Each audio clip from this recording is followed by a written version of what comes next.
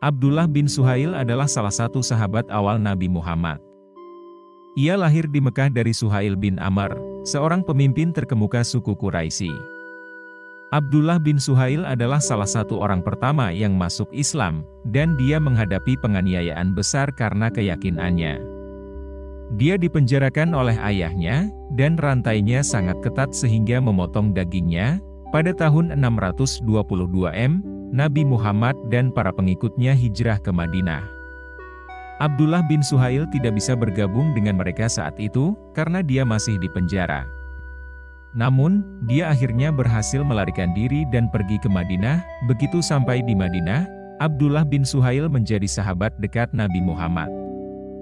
Dia berjuang bersama Nabi dalam beberapa pertempuran, termasuk Perang Badar dan Perang Uhud. Dia juga salah satu anggota ekspedisi ke Tabuk. Nabi Muhammad sangat menghormati Abdullah bin Suhail. Dia pernah berkata, Abdullah bin Suhail adalah salah satu penghuni surga. Setelah Nabi Muhammad wafat, Abdullah bin Suhail tetap mengabdi kepada masyarakat Muslim. Ia wafat pada tahun 639 M pada masa pemerintahan Khalifah Umar bin Al-Khattab. Abdullah bin Suhail adalah seorang Muslim pemberani dan tabah yang menghadapi penganiayaan besar karena keyakinannya. Dia adalah sahabat dekat Nabi Muhammad, dan dia memainkan peran penting dalam sejarah awal Islam. Berikut adalah beberapa hal yang dilakukan Abdullah bin Suhail dengan Nabi. Dia berjuang bersama Nabi dalam beberapa pertempuran. Dia adalah anggota ekspedisi ke Tabuk. Dia adalah sahabat dekat Nabi. Nabi Muhammad sangat menghormatinya. Abdullah bin Suhail adalah contoh seorang Muslim yang rela mengorbankan segalanya demi imannya. Dia dikenang sebagai panutan bagi mereka yang bersedia membela apa yang mereka yakini, bahkan saat menghadapi kesulitan besar.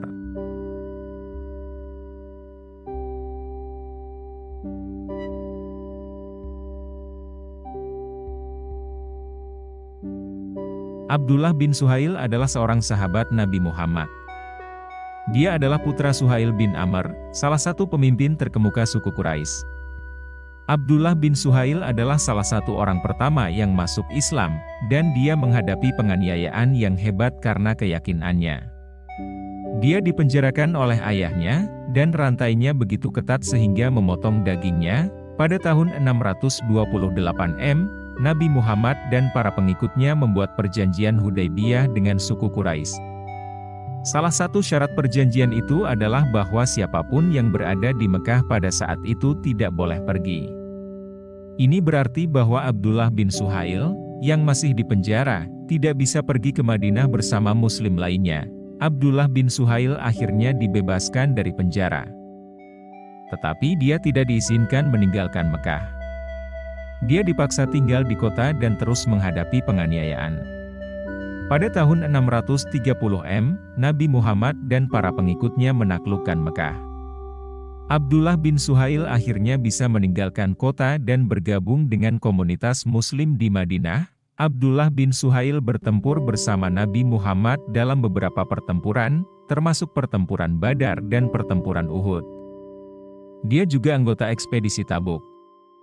Setelah kematian Nabi Muhammad, Abdullah bin Suhail terus melayani komunitas Muslim. Dia meninggal pada tahun 639 M selama masa pemerintahan Khalifah Umar bin Khattab. Abdullah bin Suhail adalah seorang Muslim yang berani dan teguh yang menghadapi penganiayaan yang hebat karena keyakinannya. Dia dikenang sebagai teladan bagi mereka yang bersedia mengorbankan segalanya untuk iman mereka.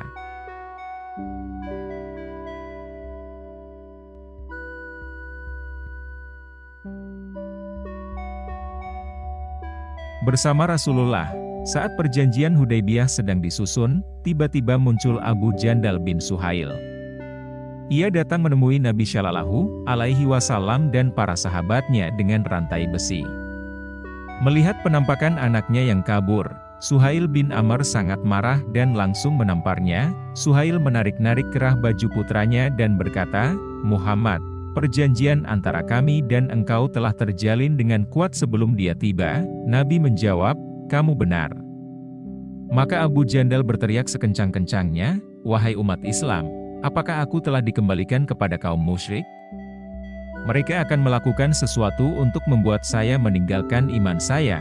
Perlu diketahui bahwa di antara butir-butir perjanjian Hudaibiyah adalah, jika seorang laki-laki dari Makkah datang kepadamu, Nabi Shallallahu Alaihi Wasallam, meskipun dia seorang Muslim, maka kamu harus mengembalikannya kepada kami, Quraisy. Ketika Abu Jandal muncul, poin ini disepakati. Maka, meskipun Rasulullah sangat sulit membiarkan para sahabatnya kembali ke kaum musyrik, namun beliau tidak mau melanggar kesepakatan yang telah dibuat. Dia hanya bisa berkata kepada Abu Jandal, "Abu Jandal, bersabarlah dan berharap pahala dari Tuhan atas tantangan yang kamu hadapi. Sungguh, Tuhan akan memberikan kebahagiaan dan pelarian kepada Anda dan orang-orang lemah seperti Anda." Mereka setuju untuk membuat kesepakatan dan kami sama sekali tidak bisa mengkhianatinya. Ibnul Adzir, Asadul Ghabah, Juni 59.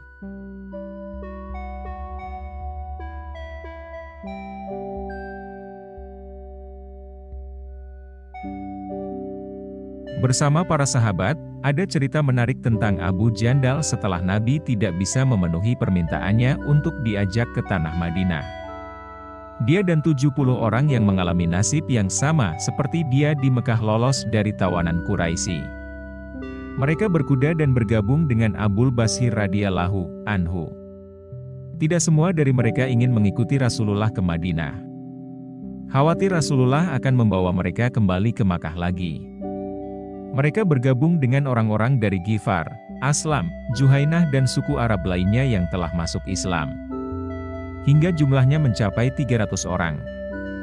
Mereka memblokir jalur perdagangan suku Quraisy. Tidak ada suku Quraisy yang akan lewat kecuali dibunuh. Dan mereka menyita harta di karavan dagangnya. Tindakan mereka benar-benar meresahkan penduduk Makkah. Hingga kaum kafir Quraisy Mekah mengirimkan surat kepada Rasulullah Shallallahu Alaihi Wasallam untuk mengajak rombongan Abul Basir dan Abu Jandal bergabung ke Madinah. Jadi mereka bukan lagi ancaman bagi suku Quraisy. Dengan kata lain, kaum Qurailah yang membatalkan salah satu butir perjanjian Hudaibiyah. Nabi mengirim surat kepada Abu Jandal dan Abul Basir untuk menemuinya di Madinah. Kemudian, bersama saudara-saudara muslimnya datang ke negeri Hijrah. Ia juga meminta agar mereka tidak lagi mengancam kafilah Quraisy. Ketika surat utusan itu tiba, Abul Basir sedang sakit. Dia meninggal saat membaca dan memegang surat Rasulullah.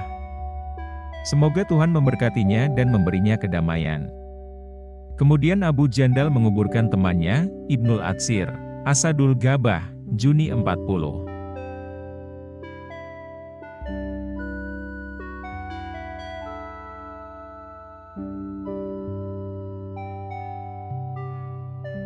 Wafatnya Abu Jandal. Abu Jandal wafat di Syam saat dunia Islam tengah dilanda wabah tahun Amwas.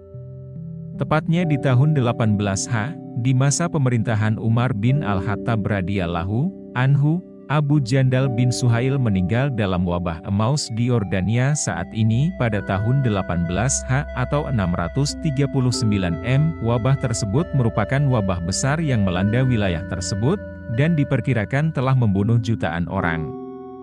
Abu Jandal adalah salah satu dari sekian banyak korban wabah.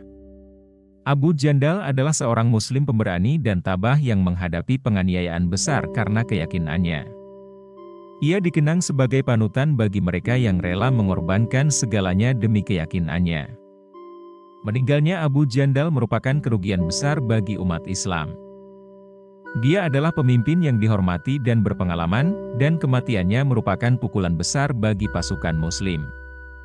Namun, warisannya tetap hidup, dan dia dikenang sebagai seorang muslim pemberani dan berdedikasi yang membela keyakinannya, bahkan dalam menghadapi kesulitan besar.